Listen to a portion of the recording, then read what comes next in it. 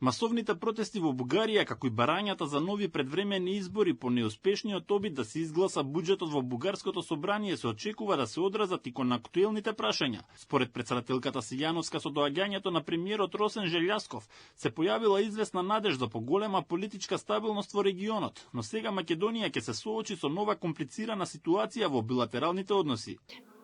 Се надевам дека да и тамо ќе се решат проблемите. Јас не можам да кажам како, дали преку уште едни предвремени избори или со рекомпонирање на самата коалиција, но важно е да има влада која што ќе може, нели, да ги води работите во државата.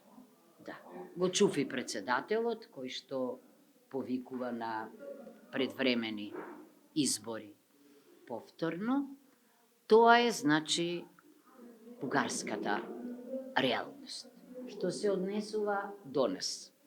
Да, јас деновиве го чув ставот уште еднаш на Европскиот совет, врзан за нас, односно за спроведувањето или за измената, за уставните измени, како услов за одржување на втората меѓувладина конференција.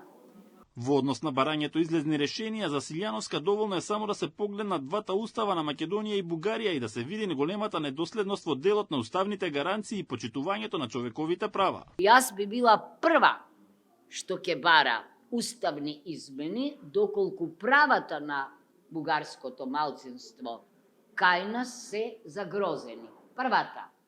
Меѓутоа, не јас, туку телото што го создаде Советот на Европа, а на чии одлуки се повикува и Европската комисија и Европскиот совет, тоа е Венецијанската комисија, јасно кажува дека ние немаме уставни проблеми во поглед на заштитата на правата на малцинствата, бидејќи сме ги инкорпорирале во уставот највисоките стандарди, како преку интегрирање на рамковниот договор во уставот, а тој е во преамбулата посочен, значи во преамбулата е посочен рамковниот договор, за разлика од нашиот сосед. Председателката потсети на предупредувањата од Бугарскиот Хелсиншки комитет, кој оценуваа дека не требало да се затвори постмониторинг процесот за Бугарија, бидејќи тоа остава простор за непочитување на човековите права, особено на македонското малцинство.